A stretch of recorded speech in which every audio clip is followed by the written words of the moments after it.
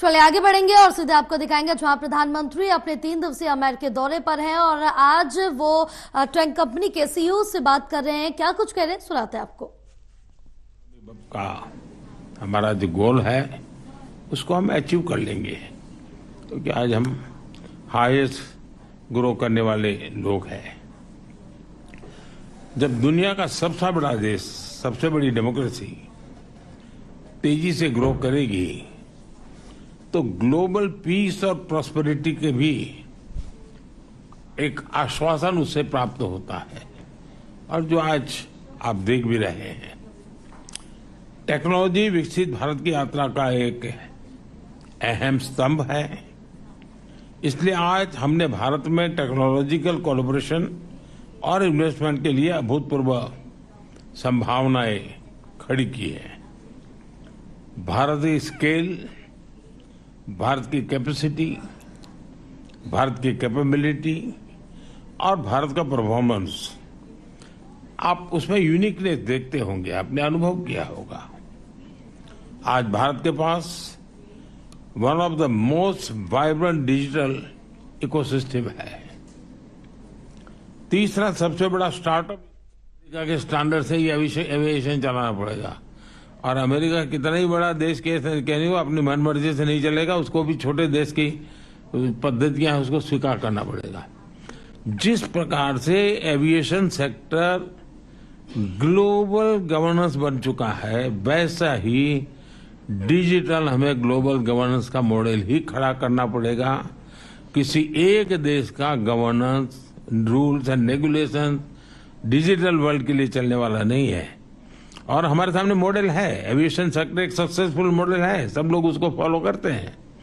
तो मैं G20 में इस विषय को मैंने बहुत आग्रह से रखा है, आगे भी मेरा ये प्रयास है। इतना ही नहीं, मैंने ये भी, जिस प्रकार से डीप फेक के कारण लोग आज परेशान है, तो उसके सामने भी मैंने एक कहा है कि क्यों न हम, जब तक कि समाज तैयार नहीं होता है तब तक एक वाटरमार्क, हर इस प्रकार की चीजों पर वाटरमार्क आना चाहिए कि AI जनरेटेड है। तो एक व्यक्ति को लगेगा भाई इस पर मैं भरोसा करूं या ना करूं। और मैं मानता हूं कि आप जैसे जो टेक्नोलॉजी का एक्सपर्ट है, मानव जाति की बड़ी सेवा होगी। ये ठीक है, एक स्टेज आने के बाद शायद जरूरत नहीं पड़ेगी, लेकिन आज हम उस स्टेज पर हैं, हमें जरूरत पड़ेगी।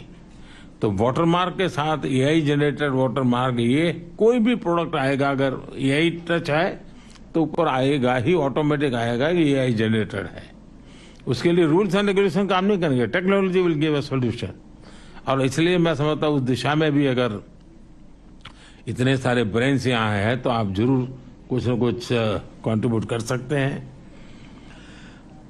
आज भारत तेजी से ग्लोबल बायोटेक पावर हाउस के रूप में उभर रहा है।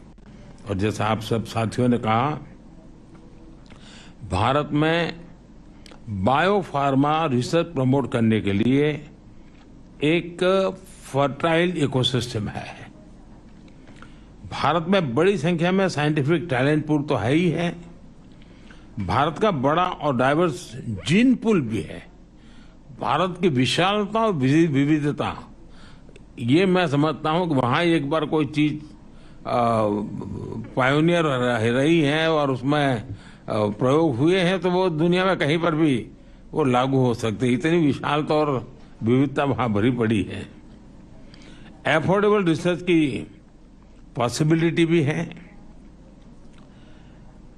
और एफोर्डेबल मैन्युफैक्चरिंग और एश्योर्ड क्वालिटी भी है।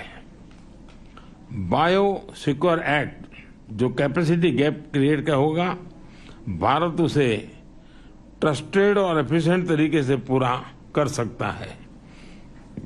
बायो मैन्युफैक्चरिंग को बूस्ट करने के लिए हम बायो E3 पॉलिसी लेकर आए हैं। आपके साथ ध्यान में आया होगा, पिछले सप्ताह ही मैंने मेरी कैबिनेट में बायो E3 की पॉलिसी हम लेके आए हैं और एक बहुत फ्यूचरिस्टिक पॉलिसी हमने बनाई है। बायो E3 यानी biotechnology for economy, employment and environment, इन तीनों चीजों को लेकर के मैंने बायो E3 पॉलिसी को बल दिया है। 2030 तक भारत की बायो इकोनॉमी बढ़कर $300 बिलियन की होने की हम संभावना देखते हैं। 2025 तक भारत में 10,000 से ज्यादा बायो स्टार्टअप्स की संभावना मैं देख रहा हूं, जिसके कारण आप कल्पना कर सकते हैं ग्रास लेवल पर कितने बड़े काम की संभावना इस बायो के सेक्टर में भी होने की संभावना मैं देखता हूं। हमारा लक्ष्य है कि हेल्थ सिक्योरिटी और ग्लोबल चैलेंज के सॉल्यूशन देने में भारत लीडरशिप के रोल में हो, और जिसमें आप सबका सहयोग बहुत बड़ी हमें ताकत दे सकता है। भारत प्रो प्लैनेट पीपल की अप्रोच को लेकर इंफ्रास्ट्रक्चर बना रहा है, इनोवेट कर रहा है। 2030 तक 500 गीगावाट रिन्यूएबल एनर्जी के टारगेट को अचीव करने के लिए हम एक साथ कई स्तर पर काम कर रहे हैं, और इसलिए आपके लिए मैन्युफैक्चर में भी अद्भुत संभावना है। फ्रेंड्स, आत्मनिर्भर और सशक्त भारत की विकास यात्रा में आप सभी को मैं एक सहयात्री के रूप में, एक सहभागीदारी के रूप में हमेशा मानता हूं, देखता हूं, और उस प्रकार से हमारी यात्रा भी रही है, आप सबका अनुभव भी है। और मुझे विश्वास है कि भारत और अमेरिका की टेक कंपनीज मिलकर ग्लोबल चैलेंजेस के समाधान से में अहम रोल निभाएगी। मेरी टीम आपके जो सुझाव मिले हैं उसको भी, और आपने जो एक विश्वास व्यक्त किया उसको भी, हम उसको बड़ी गंभीरता से लेते हुए आवश्यकता के अनुसार उसको हम फॉलो अप भी करेंगे।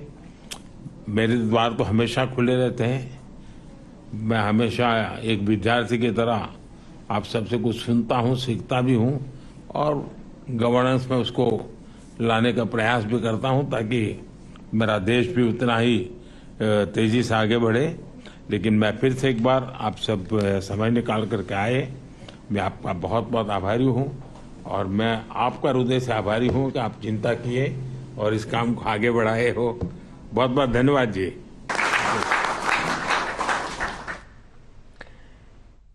मंत्री का अमेरिकी दौरा, जहां सीईओज के साथ